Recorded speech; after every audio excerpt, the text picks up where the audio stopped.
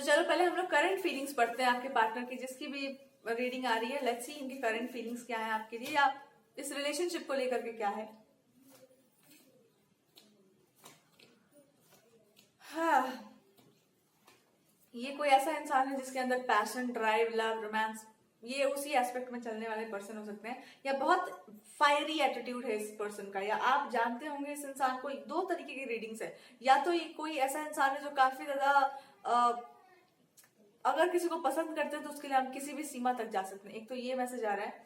दूसरा आ सकता है कि कोई ऐसा पर्सन या इस तरह का ये एक और अप्रोच आ रहा है कि हम उस इंसान के लिए ठहर सकते हैं। I can wait for that person.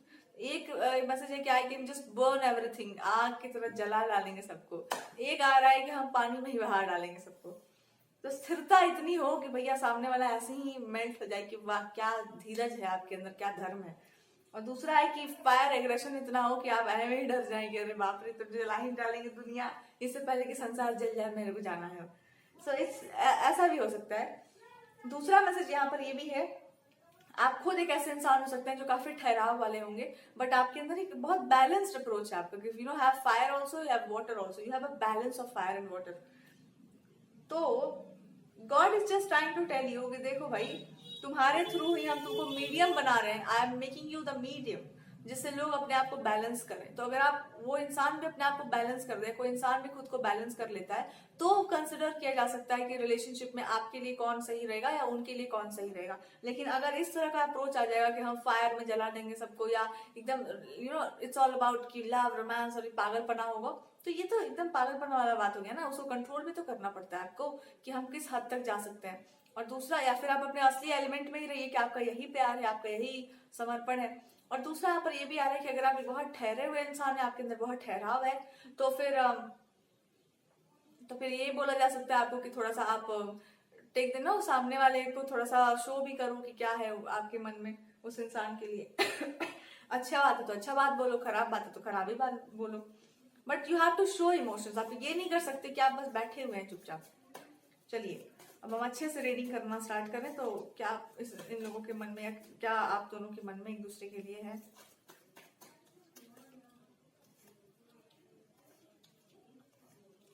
मन वन की कोई बात नहीं है, बात बस इतनी सी है कि किसी एक के साइड में हो लो और चुप हो, तो चुप हो जाओ, बिल्कुल चुप ही हो जाओ बस।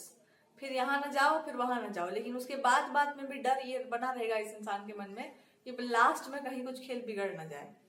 तो they are trying to keep you as a reserve person, but यहाँ बहुत चांसेस है कि कभी भी खेल पलट सकता है, कभी भी कुछ भी हो सकता है।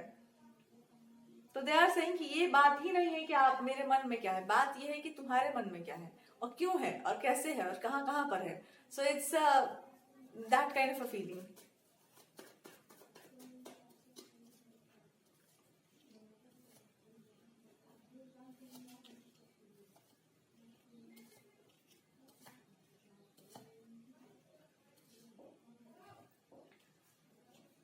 ओके,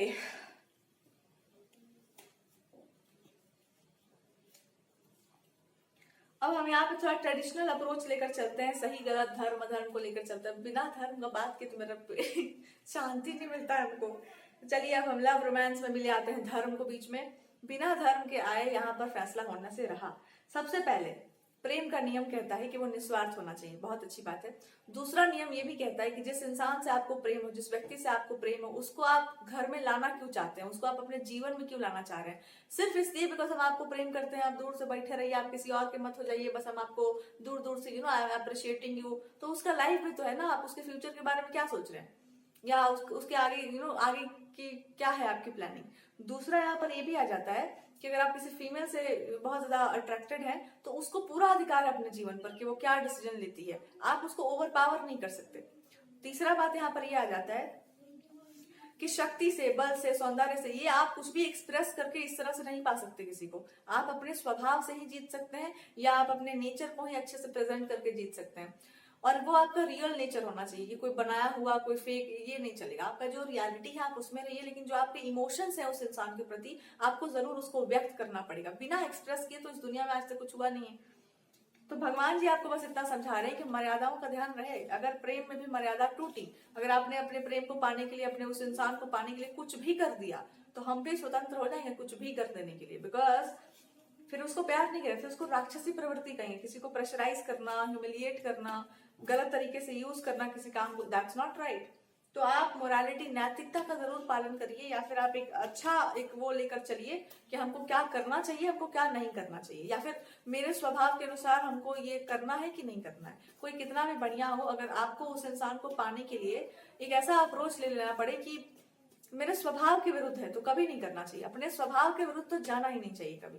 आपका नेचर ऐसा नहीं है कि आप किसी से कुछ छीन लें, मत छीनो। जो नेचुरली तुम्हारी झोली में आके गिर जाए उसको एक्सेप्ट कर लो। छीनने वाला काम तो बिल्कुल भी नहीं करिए।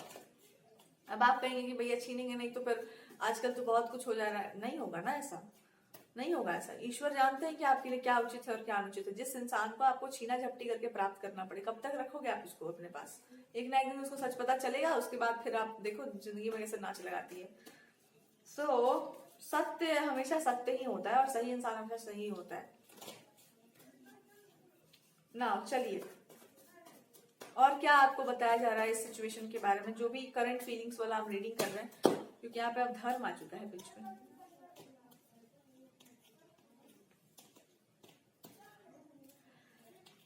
तो धर्म के हिसाब से अगर निर्णय लिया जाए, अगर धर्म के अकॉर्डिंगली देखा जाए, ट्रुथ एंड धर्मा, तुरंत ये फैसला हो जाएगा। भगवान जी कह रहे हैं एक झटके में इसका निर्णय हो सकता है। और निर्णय यही है कि आप किसके तरफ आपका मन है, किसके तरफ आप आकर्षित हो, या किसकी तरफ आपको, कौन आपकी लाइफ में ऐसा आया था जिसको आप जानते हैं, किसको आप जानते हैं। जिसको आप जानते हैं वही आपको जानता है।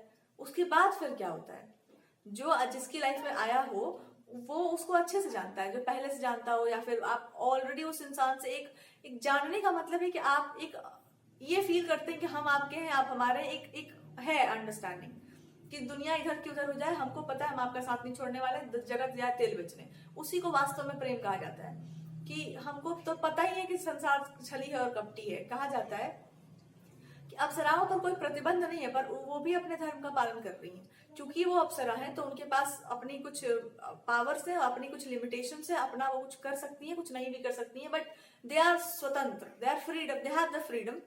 लेकिन लिमिटेशन वहां पर भी लगी हुई है। एक तो यूनिवर्सली उनके लिए भी तो नियम बनाए गए ना कि आपके लिए क्या है और क्या नहीं है।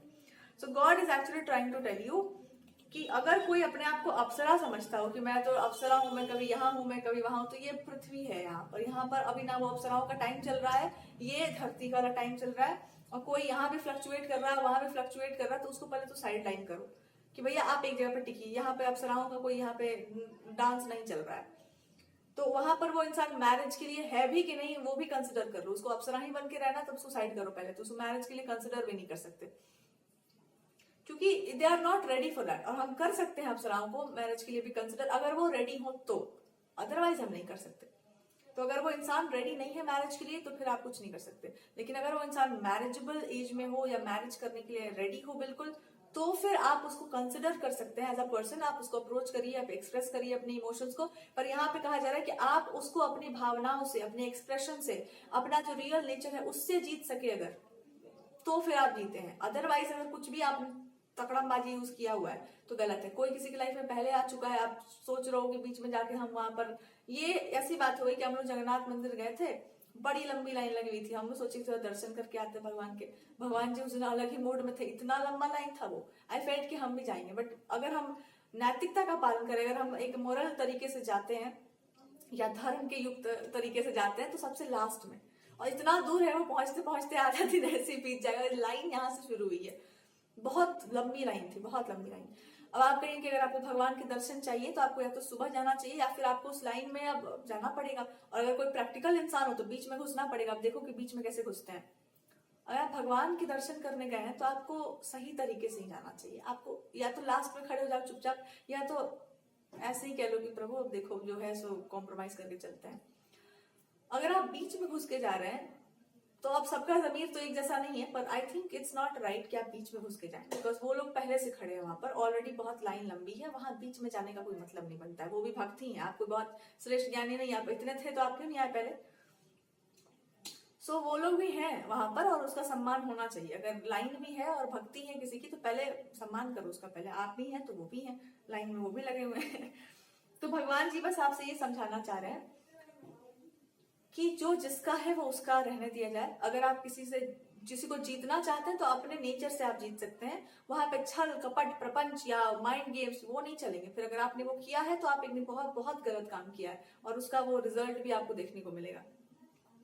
तो जो जिसकी लाइफ में है वो उसकी लाइफ में रहे तो बेटर होगा, और जो जिसको जानता है अच्छे से वही उसको मिले तो ज्यादा बेटर रहेगा।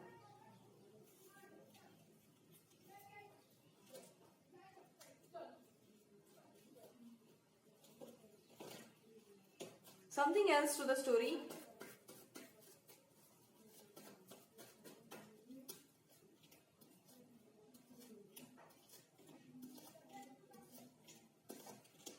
समथिंग एल्स जो स्टोरी, पहले अगर आप फीमेल हो तो आपसे कहा जा रहा है कि आपको प्रेम का अर्थ तो पता ही होगा और सही अर्थ भी आपको अच्छे से पता होगा। आपको ऐसे इंसान नहीं जिसको ये नहीं पता होगा कि what is love, romance, relationships या आपके लिए क्या है इसका मतलब, आपको बहुत अच्छे से पता है। जब आपको इतने अच्छे से ये बात पता है तो आपको ये भी पता होना चाहिए कि आपको फिर क्या करना है इस सिचुएशन में। अब आप कहेंगे कि क्या करना है, हमको समझ ही नहीं आ रहा, समझ आता तो हम रीडिंग देखते क्या।